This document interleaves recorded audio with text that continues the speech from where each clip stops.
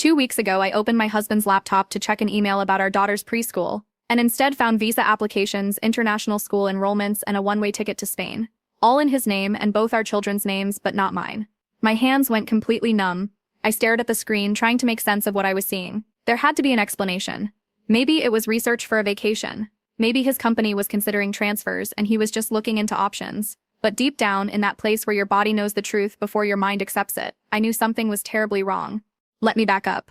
My name is Rachel. I am 32 years old, living in Atlanta, Georgia, with what I thought was a normal, if occasionally strained, marriage. My husband David and I have been together since college, 12 years total, 8 years married. We have 2 beautiful children, Emma, who just turned 4, and Noah, who is 18 months old. David works in international finance. I left my marketing job after Noah was born to focus on the kids, planning to go back once he started preschool. Looking back now, there were signs. David had been distant for months. He started working later, taking calls in his car instead of the house, going to the gym at odd hours. When I asked about it, he said work was stressful, that his company was restructuring, that he needed space to think. I gave him that space. I trusted him. That Tuesday morning, when I found everything, David had left his laptop on the kitchen counter. Mine was dead, and I needed to check an urgent email from Emma's preschool about a permission slip. Just a quick login, print the form, sign it, done. But when I opened the browser, the tabs were already loaded. Spanish visa requirements, international schools in Barcelona, apartment rentals in the example district. My stomach dropped. Then I saw the email tab. It was open to his personal account. I know I should not have looked, but my hands were already moving. The most recent email was from someone named Sophia, with the subject line, "Everything is ready for next month." I clicked it. The email was long, detailed, and devastating. Sophia was talking about their new life together, how excited she was to finally be a family, how the apartment near the school was perfect for the children. She mentioned Emma and Noah by name. She talked about teaching them Spanish, about beaches on weekends, about leaving everything behind for a fresh start. My husband was having an affair. That was bad enough. But he was planning to take my babies to another country with this woman. I kept reading, my vision blurring with tears. There were dozens of emails going back 6 months, photos of apartments, school applications with forged signatures, my signatures, bank statements showing transfers to a Spanish account I had never seen before. $30,000, moved in small increments over half a year, our entire emergency fund, plus most of our savings. The front door opened. David was back from his run. I heard his footsteps in the hallway getting closer. I quickly took photos of everything with my phone, closed the laptop, and pretended to be making coffee. My hands were shaking so badly I could barely hold the mug. "Morning," he said, kissing my cheek like nothing was wrong. Like he had not been planning to destroy our family. "Sleep well?" I mumbled something non-committal. He grabbed his laptop and headed to the shower. I stood there in our kitchen, in the house we had bought together, where our children had taken their first steps, and felt my entire world cracking apart. For the next 3 days, I pretended everything was normal while I gathered evidence. I synced his phone to our old iPad when he was sleeping. I went through credit card statements, finding charges for things that made my skin crawl. Jewelry I had never received. Restaurant receipts for dates when he said he was working late. Charges for a storage unit I did not know existed.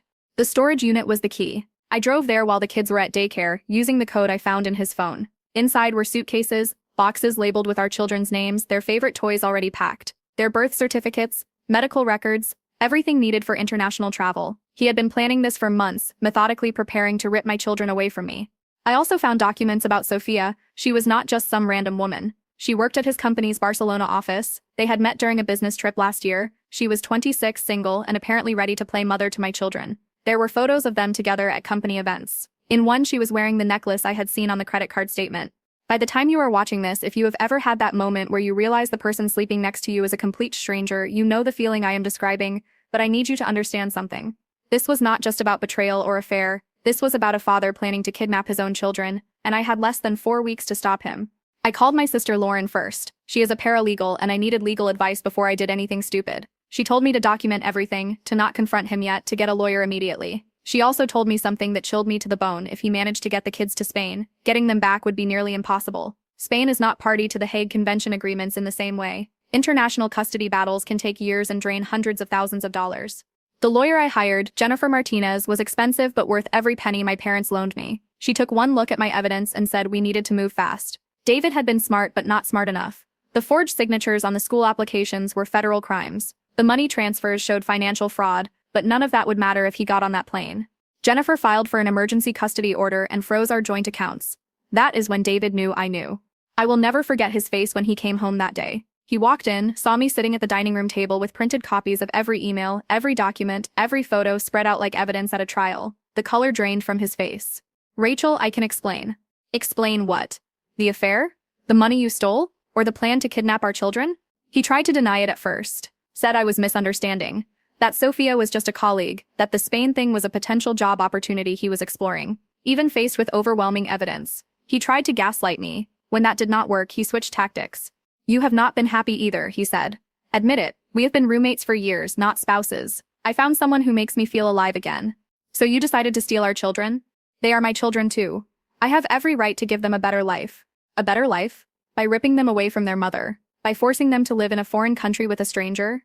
The argument escalated. He grabbed for the documents. I grabbed them back. He pushed me. I pushed harder. Emma walked in just as David raised his hand. He did not hit me, but the gesture was enough. Our 4-year-old saw her father about to strike her mother.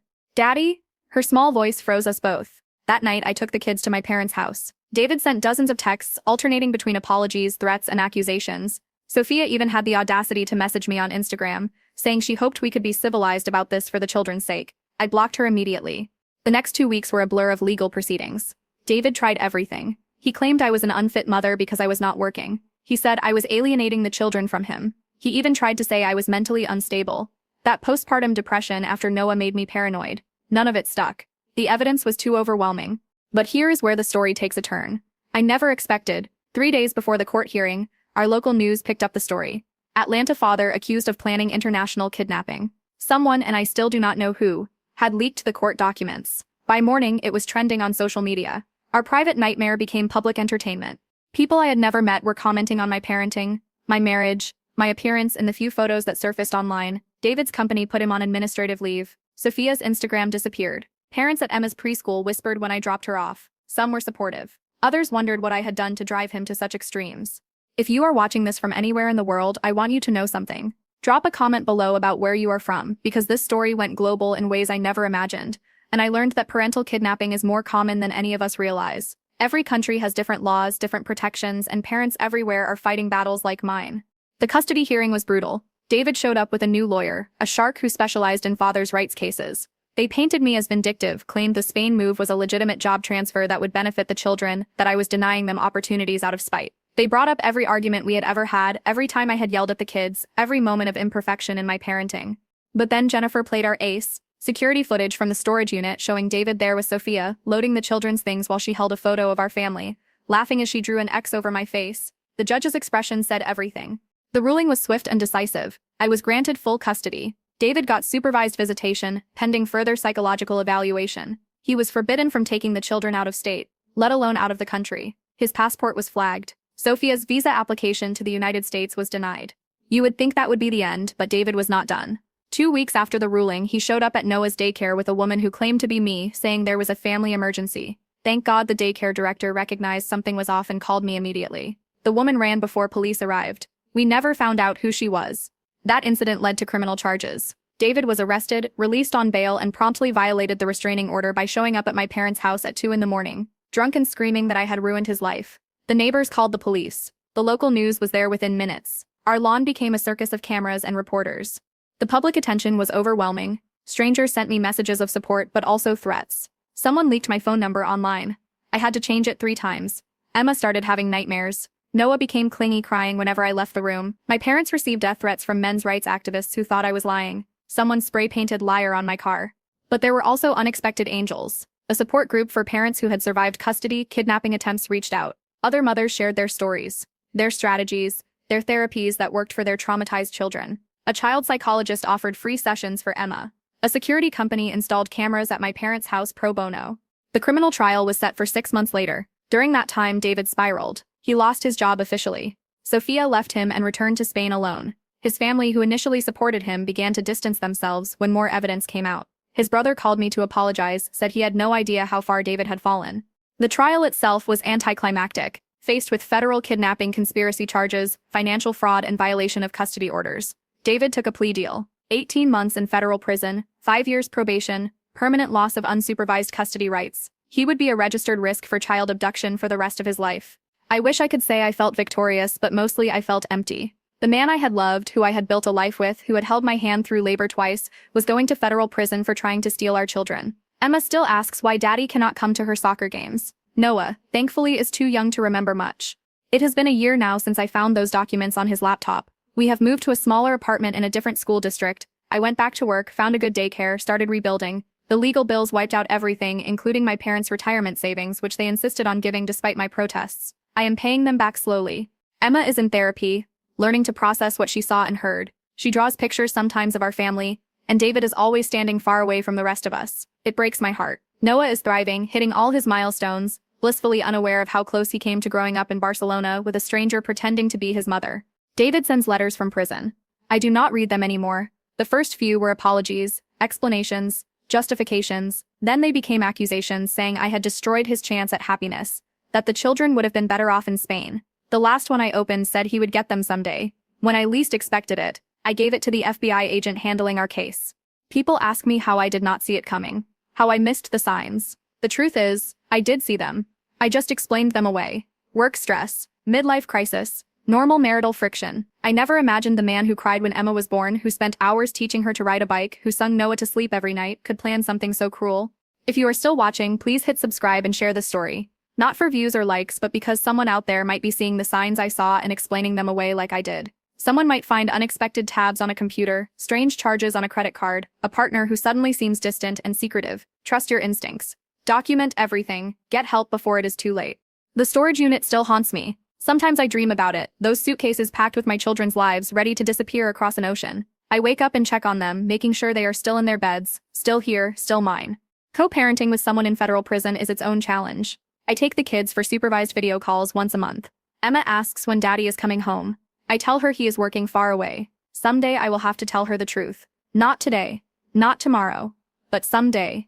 The financial recovery will take years. The emotional recovery may be a lifetime. Trust feels impossible. Now, dating is not even on my radar. My focus is on Emma and Noah, on providing stability, on making sure they grow up knowing they are loved and safe. Sometimes I wonder about Sophia. Did she know the children had a mother who loved them? Did she think about what it would do to them? Being ripped away from everything they knew? Or was she so caught up in David's lies that she believed she was saving them from something terrible? The detective on our case told me David had painted me as abusive, unstable, dangerous. He had told Sophia the children were in danger, that fleeing to Spain was the only way to protect them. She was not just a homewrecker, she was an accomplice who thought she was a hero. That is the thing about manipulation. It rarely looks like manipulation from the inside. It looks like love, like concern, like doing what is best. David probably convinced himself he was saving the children from a miserable marriage. Sophia probably thought she was rescuing them from a terrible mother. The only ones who would have suffered were Emma and Noah, growing up believing their mother had abandoned them. The public attention has finally died down. We are no longer trending. The news has moved on to other scandals, other tragedies, but in the corner of the internet, where parents share custody nightmares, our story lives on as a cautionary tale. I get messages still from mothers and fathers who found questionable documents, who noticed strange behavior, who trusted their gut and discovered their own version of our nightmare. Last week, Emma asked if we could visit Barcelona someday. She saw it on a kids' show about world cities. My heart stopped for a moment before I realized she had no idea about the connection. Maybe when you are older, I told her, there is a whole world to see. And there is a world where my children will grow up with their mother. In their country, speaking their language, surrounded by family who loves them. Not the life David planned for them in secret, but the life they deserve to live in truth. If you made it this far, thank you for listening. Thank you for witnessing our story. And please, if you know someone in a relationship that feels wrong, that makes them question their reality, share this with them. Sometimes it takes seeing someone else's nightmare to recognize your own. This is Rachel, signing off from Atlanta. And if you see the signs, please do not wait as long as I did. Your children are counting on you.